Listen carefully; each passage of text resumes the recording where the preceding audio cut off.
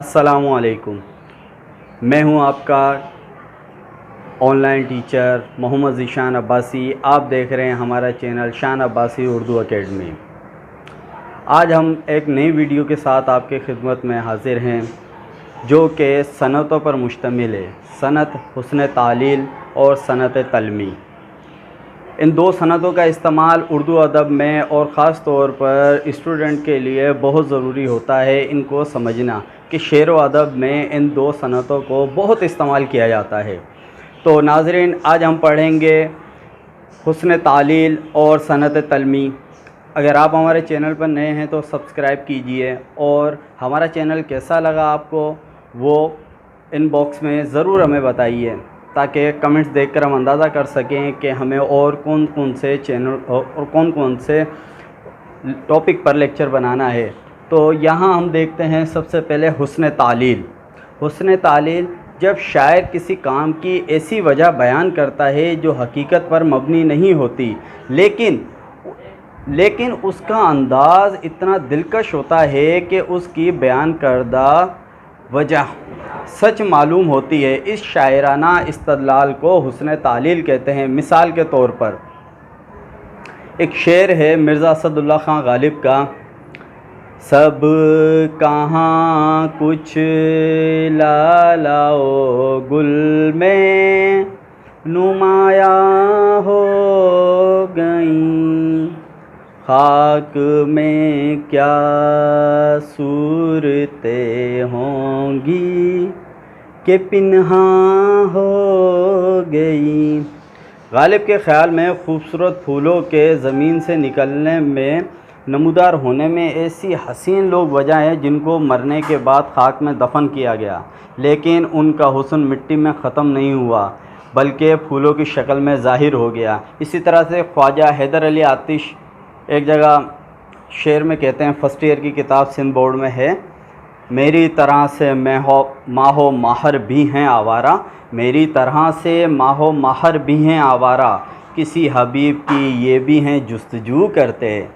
آتش کے خیال میں چاند سورج بھی کسی کی محبت میں گرفتار ہے۔ محبت کا نتیجہ بے قراری ہے، جس کی بے قراری کی وجہ سے کبھی وہ اس طرف جاتے ہیں، کبھی اس طرف جاتے ہیں۔ حقیقت میں تو وہ اللہ تعالیٰ کے حکم سے چل رہے ہوتے ہیں، مگر شاعر نے محبوب کی تلاش میں سرگرداں ہونے کو بیان کیا ہے یہاں پر۔ اسی طرح سے میر انیس کا ایک شعر ہے، پیاسی جو تھی سپاہ خدا 3 رات کی، پیاسی جو تھی سپاہ خدا 3 رات کی، ساحل سے سر پٹکتی تھی موجیں فرات کی۔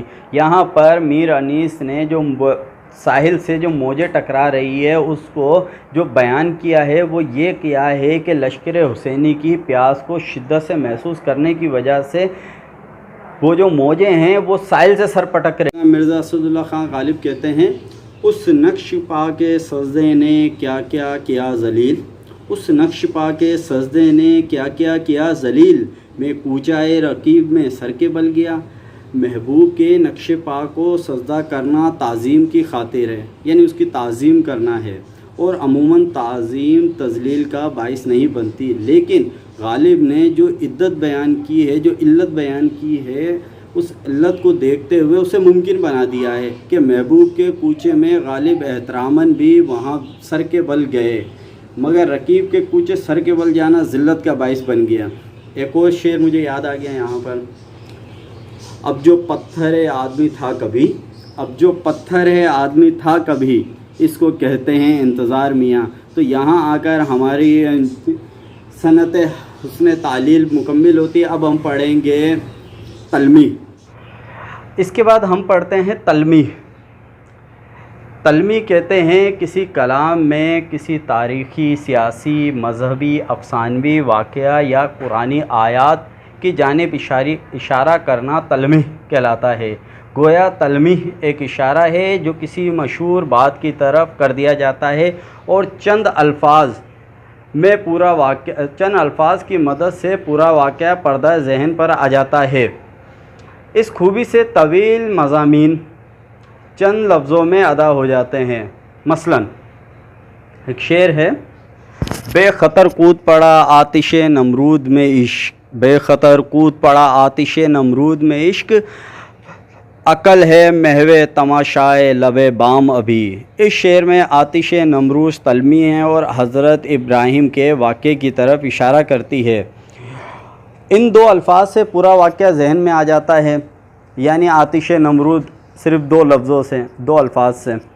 اس کے بعد ایک اور شعر ہے، طوفان نون ہے تو ڈبوئی زمیں فقط، طوفان نون ہے تو ڈبوئی زمیں فقط، میں ننگ خلق ساری خدائی ڈبو گیا۔ اس شعر میں طوفان نو طلمی ہے اور ان الفاظ سے حضرت نوح علیہ السلام کی قوم پر آنے والے عذاب کا واقعہ یاد آ جاتا ہے۔ اس کے بعد آتے ہیں، ایک شعر ہے حضرت یوسف علیہ السلام کے متعلق، آ رہی ہے چاہے یوسف سے صدا، آ رہی ہے چاہے یوسف سے صدا، دوست یہاں تھوڑے ہیں اور بھائی بہت۔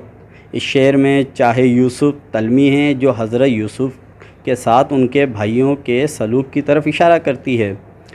مرزا اسد اللہ خان غالب کا ایک اور شعر یاد آیا مجھے، اور بازار سے لے آئے اگر ٹوٹ گیا، اور بازار سے لے آئے اگر ٹوٹ گیا، ساغر جم سے میرا جام سفال اچھا ہے۔ اس شعر میں ساغر جم یعنی جام جمشید کی طرف اشارہ ہے کہ وہ اپنے پیالے میں پورا کی پوری دنیا دیکھ لیتے، اس کے حالات دیکھ لیتے، تو یہاں پر غالب نے اس پیالے کی طرف اشارہ کر کے پورا واقعہ ذہن میں آ جاتا ہے۔ ایک اور غالب کا شعر ہے، نکلنا خلد سے آدم کا سنتے آئے ہیں لیکن بڑے بے آبرو ہو کے تیرے کوچے سے ہم نکلے، یعنی وہ حضرت آدم علیہ السلام کی طرف اشارہ کر کے وہ پورا واقعہ ذہن میں آ جاتا ہے، جنت سے وہ نکالے گئے۔ اس کے بعد ایک شعر ہے، نعت کا شعر ہے، جلتے ہیں جبرائیل کے پر جس مقام پر، جلتے ہیں جبرائیل کے پر جس مقام پر، اس کی حقیقتوں کے شناسا تم ہی تو ہو۔ اس شعر میں جبریل کے پر جلنا طلمی اور پورا واقعہ معراج کی طرف اشارہ کرتا ہے۔ تو یہاں آ کر اس شعر کے بعد جو ہے نا، ہم جب دیکھتے ہیں کہ شعروں کے اتنے حسین انداز میں بیان کرنے کی وجہ سے کس طرح سے طلمی نے اپنا حسن نکھارا، اس کے ساتھ ہی ہماری ویڈیو آج کی ختم ہوتی ہے۔ ہمیں کمنٹس باکس میں ضرور بتائیے کہ آپ کو ہماری ویڈیو کیسی لگی۔